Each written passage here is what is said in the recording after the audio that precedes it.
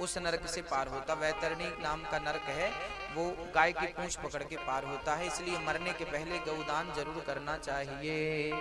तो अच्छा जितना हो सब करो, बुरा कुछ ना करो। दान पुण्य जितना हो सके दान पुण्य करते रहो। दान पुण्य करने से हमारे बड़े बड़े पाप समाप्त हो जाते हैं। दानम दुर्गति नाशनम, जैसे भोजन करने से भूख नष्ट हो जाती है, ऐसे दान करने से पाप नष्ट हो जाते हैं। भगवान का नाम लेने से पाप नष्ट हो जाते हैं। इसलिए दान करो। कहते हैं अन्न दान करोगे तो अन्न खाने को मिलेगा, दूध दान करोगे तो दूध पीने को बढ़िया मिलेगा, स्वर्ण दान करोगे तो बढ़िया।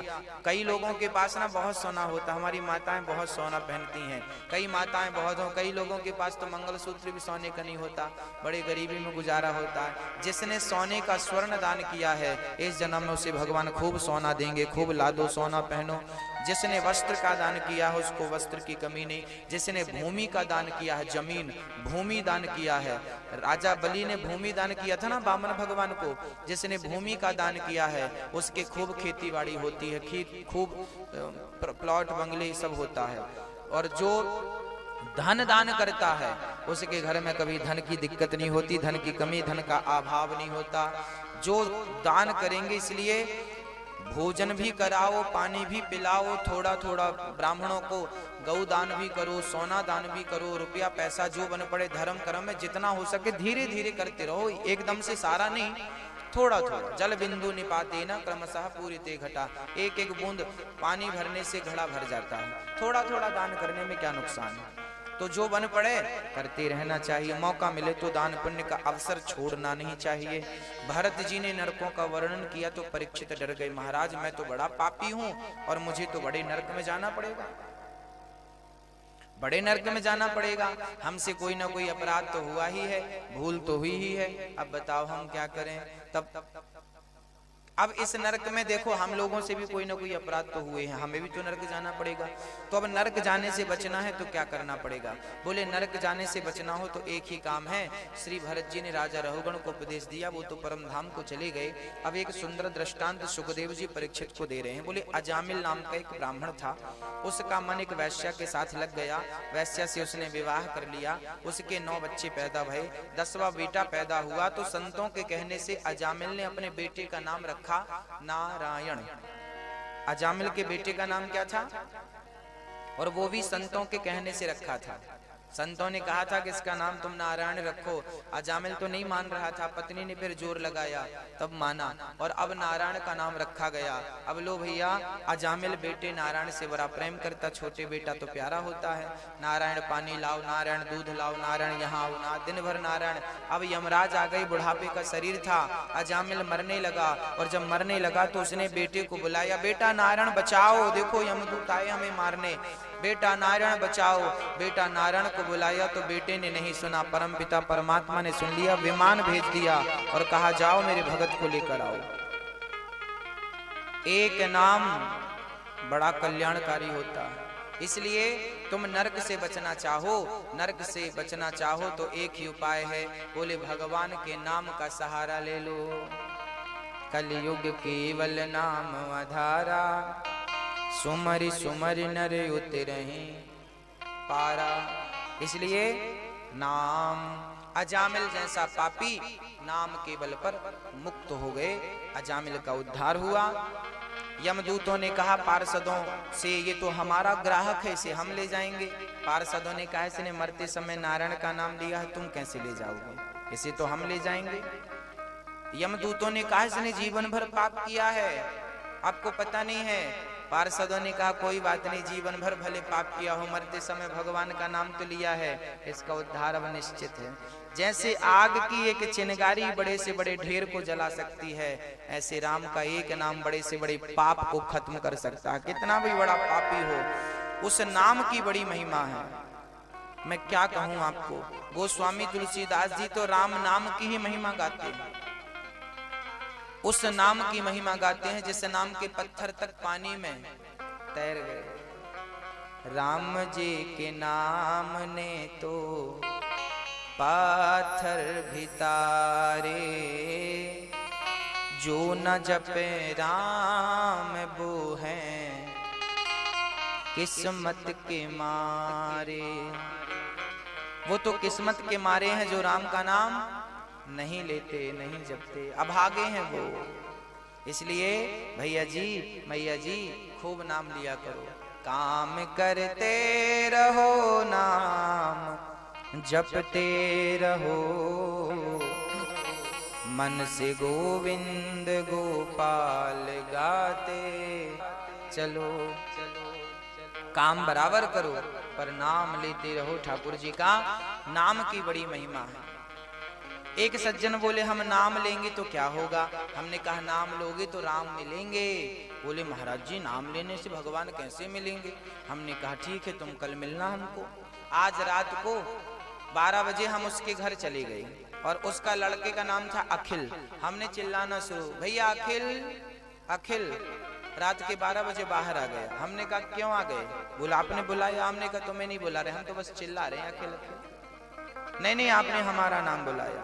हमने कहा जब तेरे नाम को लेने से तू बाहर आ सकता है तो राम का नाम लूंगा तो राम क्यों नहीं आ जाएंगे? तेरे नाम को सुनकर तू आ गया तो मेरे नाम क्यों नहीं आएंगे भाई? इसलिए हम उनका नाम लेते हैं बड़ी श्रद्धा बड़ी आस्था से। इंतजार है कि आएंगे कभी, आंखों को इंतजार है सरकार आपका, आंखों को इंतजार है। बस तरस रही हैं ये आंखें, कब दर्शन होंगे, कब दीदार होगा कृष्ण का, कब दर्शन होंगे। बस तुम्हें देखने के लिए आंखें खुली हैं, देख लेंगे जिस दिन, उस दिन आंखें बंद कर लेंगे, फिर किसी को देखने की जरूरत ही नहीं है। बंद कर लेंगे आंखें। हाँ? श्री कृष्ण को प्राप्त करने के बाद कुछ शेष नहीं रह जाता। भरत जी ने ज्ञान दिया है, अजामिल जैसा पापी नाम के बल पर तर गया। इसलिए भैया जी मैया जी आपको क्या जपना होगा? क्या जपना होगा? राम राम सीताराम सीताराम सीताराम सीताराम सीताराम सीताराम सीताराम सीताराम, ये जपना होगा। मैया जपती हो कि नहीं? मैया ओ मैया आप जपती हो? कितना जपती हो? 5 बार 5 बार 5 माला 5 माला जप लेती हो? सीताराम सीताराम सीताराम की 5 माला, इतने में पेट भर जाता है। हाँ, बहुत कम नहीं हुआ ये। हम तो कहते हैं 5 माला नहीं, हर श्वास में हो सुमिरन तेरा, यूं बीत जाए जीवन, श्वास श्वास में हरि भजो, वृथा श्वास मत खोय, ना जाने इस श्वास का आवन हो या न हो। अजामिल का उद्धार नाम के बल पर हुआ। एक बार श्री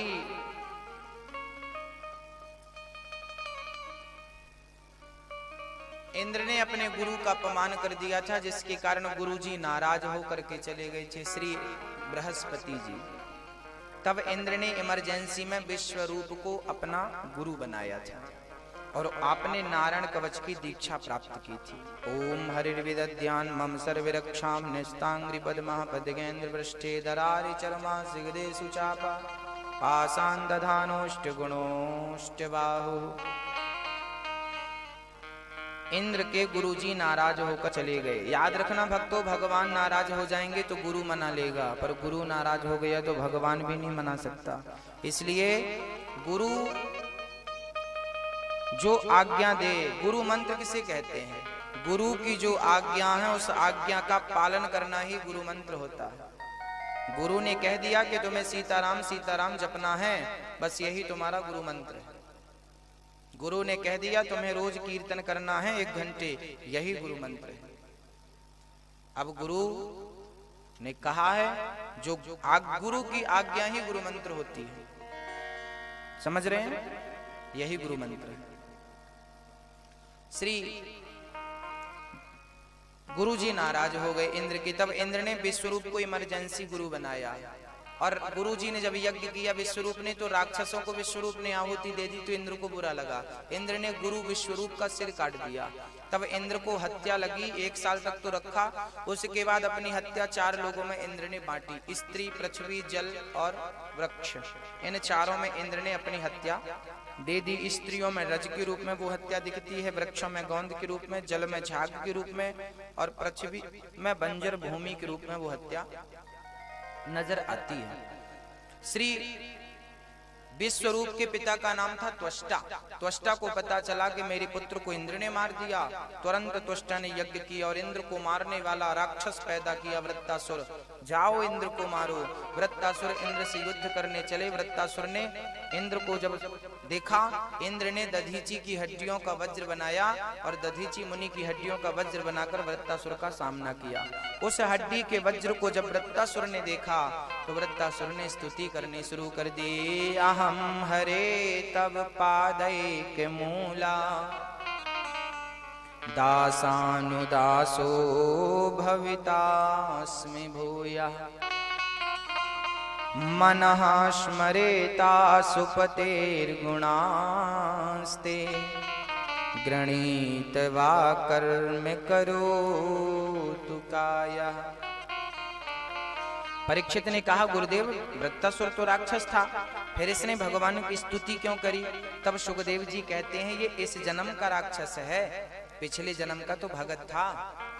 ये वृत्तासुर पिछले जन्म में एक चित्रकेतु नाम का राजा था। इसकी बहुत सारी पत्नियां थीं, पर दुर्भाग्य देखो कि इसके कोई संतान नहीं थी। तब संतान के लिए एक संत के पास, अंगरा जी के पास आप गए हैं, और राधे अंगरा जी के पास आप गए हैं और अंगरा जी से प्रणाम करके कहा, गुरुदेव हमें पुत्र नहीं है, संतान नहीं है, दो। अंगरा जी ने कहा, संतान तुझे हो नहीं सकती, तेरी किस्मत में पुत्र नहीं है। चरणों में गिर पड़े, महाराज मुझे पुत्र आप दे सकते हैं। चरणों में गिर पड़े। तब संतों ने दया करके अंगरा मुनि ने एक फल दे दिया, और चित्रकेतु ने अपनी पत्नी को वो फल खिलाया, बड़ी पत्नी को खिलाया। कृतद्युति गर्भवती हो गई और समय पर उसने एक सुंदर से बच्चे को जन्म दे दिया। राजा बड़े प्रसन्न हुए कि चलो बेटा हो गया, बहुत प्रसन्न हुए। अब ध्यान देने की बात यहाँ पर यह है कि एक रानी को बेटा हुआ था, बाकी जो रानियां थी उनको जलन होने लगी कि हमें तो कुछ हुआ नहीं। अब राजा हमसे तो प्रेम करते नहीं, उन रानियों के अंदर जलन होने लगी। और जब बेटा 5 साल का हुआ तो बाकी रानियों ने उस बच्चे को जहर दे करके मार डाला। बालक मर गया। राजा रोने लगे, विधाता तू बड़ा निर्दयी है, निष्ठुर है, मारना था मुझे मार दिया होता, मेरे लाल मेरे पुत्र ने तेरा क्या बिगाड़ा था। तभी नारद जी वहां पर आए और नारद जी ने कहा, राजा तुम इतने बड़े ज्ञानी होकर रो रहे हो पुत्र मोह में, ये ठीक नहीं, मत रो। चरणों में गिर पड़े और कहने लगे, प्रभु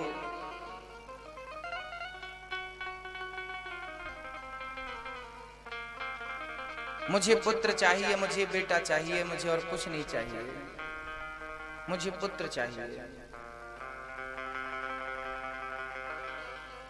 लो भैया,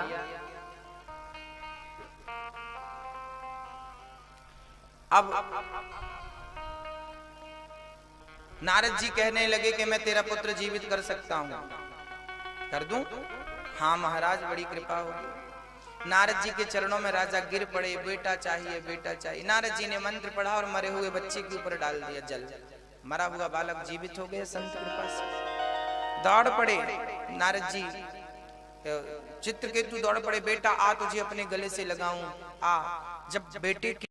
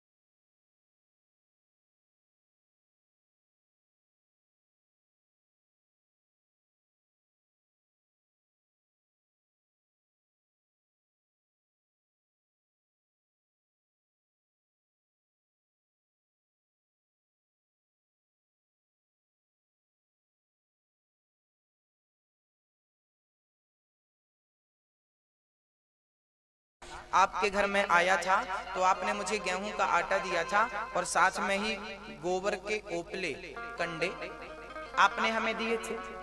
तो हमने उन कंडों में आग लगाई, ध्यान नहीं दिया, उन कंडों में बहुत सारी चींटियां थीं, ओपलों में चींटियां थीं, हमने ध्यान नहीं दिया, सारी चींटियां जल गईं और हमने उसी आग में 5 रोटियां, जो आपने आटा दिया था ना उसकी 5 रोटियां बनी थी, 5 रोटियां बनाई और भगवान को भोग लगा के 5 रोटियां खाई। पिछले जन्म में 5 रोटियां आपकी खाई थी, तो इस जन्म में 5 वर्ष तक आपका बेटा बनकर हमने 5 रोटियों का हिसाब आपको दे दिया। पिछले जन्म में हमने उन चींटियों को धोखे से मारा था, आज वही चींटियां आपकी पत्नी बनकर आईं और हमने उन्हें मारा था तो उन्होंने हमें जहर देकर मार दिया। वो तो भगवान को भोग लगाकर रोटी खाई थी, तो एक जन्म में सबका हिसाब चुक गया, नहीं तो ना जाने कितने जन्म लेकर सबका हिसाब किताब चुकाना पड़ता। सच्ची बात कहूं भैया, हिसाब किताब चुकाने के लिए ही आपका और हमारा यहाँ जन्म हुआ। जो ऋण बाकी था ना वो पूरा करने हम आए हैं, अब पूरा हो गया है।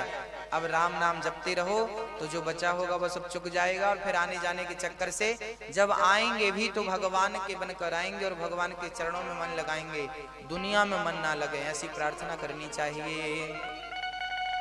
दुनिया केवल दुख देती है, दुनिया में केवल दर्द है, दुनिया में केवल कष्ट है। जिसकी प्राप्ति करने आए हैं वो कर लो, दुनिया से संबंध जोड़ना ठीक नहीं है, क्योंकि कितना भी कहो मेरा है कुछ मेरा नहीं है। मन को कितना भी अहंकार में डुबाओ, फुलाओ, ये मेरा कोई मेरा नहीं। मन कहता है ये मेरा है, बेटी मेरी, बेटा मेरा। क्या आपका है ये बताओ? अच्छा बताओ, इस दुनिया में आपका क्या है? कुछ हो आपका तो बताओ। बेटा आपका है, पति आपका है, पत्नी आपकी है, धन आपका है, घर आपका है, आपका कुछ हो तो बता दो, दिल में हाथ रख के बताना कि ये मेरा है। कुछ है आपका? दादाजी आपका कुछ है? जब कुछ है ही नहीं तो क्यों चक्कर में पड़े हो? क्यों? ये जिंदगी एक यात्रा है मेरी माँ। परदेसी हो आप लोग, परदेसी हूं मैं। जब हम बस में सफर करते हैं ना तो बहुत सारे यात्री मिलते हैं, हमारी सीट के बाजू में ही कोई बैठा होता है, हम उससे भी दोस्ती कर लेते हैं, भैया जी राम राम। ऐसे जैसे बस में बहुत यात्री मिलते हैं, ऐसे संसारिक यात्रा है और यहाँ मिलने वाला हर व्यक्ति की यात्री है, थोड़े दिन के लिए मिला है फिर चला जाएगा। जब तक बस चल रही है, जब तक आपका स्टेशन नहीं आ जाता तब तक आप और हम साथ में, स्टेशन आया उतर जाओ, आपका स्टेशन आएगा आप उतर जाएंगे, हमारा आएगा हम उतर जाएंगे। मौत का स्टेशन तो सबके पास आना है, सबको उतरना है। ये यात्रा चल रही है, हम और आप मिले हैं, ये संयोग है, ये यात्रा है, इसलिए तो कहा है हम परदेसी हैं। कौन है हम? परदेसियों से ना अखियां मिलाना, परदेसियों से ना अखियां मिलाना, परदेसियों को है एक दिन जाना, परदेसियों से ना अखियां मिला। हम सब परदेसी, इसलिए प्यार करना है तो भगवान से, दुनिया वालों से करोगे तो रोना पड़ेगा। और जब जाओगे ना तो हम तो चले परदेश, हम परदेसी हो गए, छूटा अपना देश, हम परदेसी हो गए। सब परदेसी हैं, आप भी हम भी। मिलना बिछड़ना तो प्रकृति का नियम, इसलिए मोह ना करो किसी से। रहो ठीक है, पत्नी के साथ रहो, पति के साथ, बच्चों के साथ रहो, ये समझ कर के ये भगवान का दिया प्रसाद है। जब तक संयोग है तब तक रहो, बाद में रोया ना करो किसी के लिए। मिलना बिछड़ना तो चलता रहता, सदियों से चलता आया है। मोह करोगे तो रोना पड़ेगा। एक बार क्या हुआ, एक मैया वृंदावन जा रही थी, यहीं की थी गांव की, तो बहुत सारा सूटकेस भर के ले जा रही थी। हमने कहा कहाँ जा रही हो? बोले तीर्थ यात्रा में। कितने दिन के लिए? बोले 15 दिन के लिए। 15 दिन के लिए जा रही हो तो 2-2 सूटकेस ले जा रही हो, और जहां हमेशा के लिए जाना है वहां के लिए कोई तैयारी है कि नहीं? हाँ? वहां के लिए कितने सूटकेस हैं? वहां से तो यहाँ तो तीर्थ यात्रा जाओगी ना तो फोन लगाओगी, बेटा कैसा है, नाती कैसा है। एक दिन तो ऐसी जगह चली जाओगी जहां से कोई फोन भी नहीं कर पाओगी। हाँ, चिट्ठी न कोई संदेश, जाने वो कौन सा देश जहां तुम चले गए। है ना? एक आह भरी होगी हमने न सुनी होगी।